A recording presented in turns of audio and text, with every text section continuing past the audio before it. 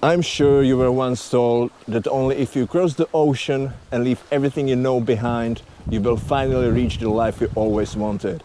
But times change, and what once was a clear path to success has turned into an empty promise that only benefits those who are selling it. This is the death of Filipino dream. And this happens almost every single day. Again and again, my Filipino friends are telling me about their desires to go abroad. And for the most noble reasons as well. They say things like, I'm gonna go abroad for a couple of years and I'm gonna buy a house for my family back home. But it is rare that it works out that way. But I'm not here to discourage anybody from moving away, because I truly believe it can be the start of something great. But it is important to dismantle these unrealistic expectations, because if you're gonna take the leap, you better know what you're getting yourself into. Friend, you seriously need to listen to me on this one. They want to convert love for your family into their profit. They are counting on the pressure to provide to outweigh the pain of abuse they will give you. That's the truth that everyone is too afraid to talk about. The global economy has figured out a really dark secret about Filipinos. Everyone knows that Pinoys are some of the most hardworking, patient, and resilient people. But instead of respecting that or rewarding your loyalty, these shady corporate systems and corrupt middlemen have turned that exact resilience into a massive target on your back.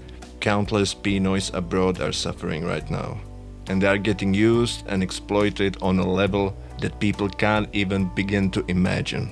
Look, there is a reason I'm so invested in this, even though I wish I didn't have to be. I saw this exploitation happen with my own eyes, and it's an image burned permanently into my mind. Now, every single time I see my Filipino friends talking about going abroad, a deep pit just forms in my stomach. I have to be careful with how I say this, because the situation is still under active investigation. But back in 2022, I was involved with a company in Europe that mass hired about 50 Filipinos to cover a massive workforce shortage. What I saw was a horror story hidden in a plain sight. This was a country where nobody spoke English, and the Filipinos didn't speak the local language. Because of that massive barrier, these 50 workers were completely dependent on third-party agency for everything. Phone cards, doctors, rent. They had to rely on them just to survive, and they got systematically used. They were paid way less than promised and forced to work brutal, illegal hours. I still remember watching this tiny Filipina girl. She couldn't have been more than 5 feet tall, dragging these massive, heavy metal sheets that literally weighed more than her. And her bosses, they were just standing there, laughing. And that was just the tip of the iceberg. The agency made backdoor deals with local landlords, doctors, and even grocery stores. The moment a Filipino showed up, prices magically changed. I watched them get charged massive out-of-pocket fees for routine medical x-rays that were supposed to be completely free under a local law. But since they couldn't read the language, the agency lied and pocketed the cash. Even worse was the housing. They crammed 50 people into tiny, substandard rooms, forcing them to share a single bed in shifts. But on paper, the agency charged each person so much that combined it could have paid for a beautiful, spacious house in the city center.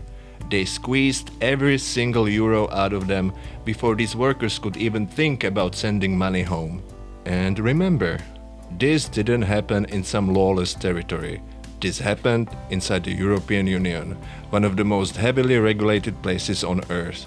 If this level of greed can happen there, right under the noses of the authorities, imagine the absolute nightmare happening in places with zero oversight and zero worker protections. The global market has totally figured this out. They know how desperate people are for opportunities, and they know you are willing to risk absolutely everything just to give your family a better life. Because of that, this massive, shady shadow industry of sketchy agencies, fake recruiters, and visa scammers has just exploded all over the world. Think about how much effort, how much money, and how many sacrifices it takes just to get there. These workers are so proud to finally make it, but once the nightmare starts, they are often way too afraid to tell their families back home what's actually happening. They don't want to worry them. On top of that, they are terrified that if they speak up or complain at work, they'll get fired on the spot and instantly lose their work visa. So they just stay quiet and endure it. Because once you land, you realize you're trapped. Your passport is taken, you're drowning in debt, and you are completely at the mercy of the people who brought you there. They can force you to do whatever they want behind the closed doors. Especially when it comes to women. So, if the landscape is this dangerous right now, what are you supposed to do?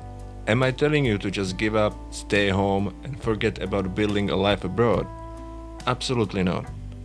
But the days of just trusting people and hoping for the best are officially over. You have to look at the world exactly as it is.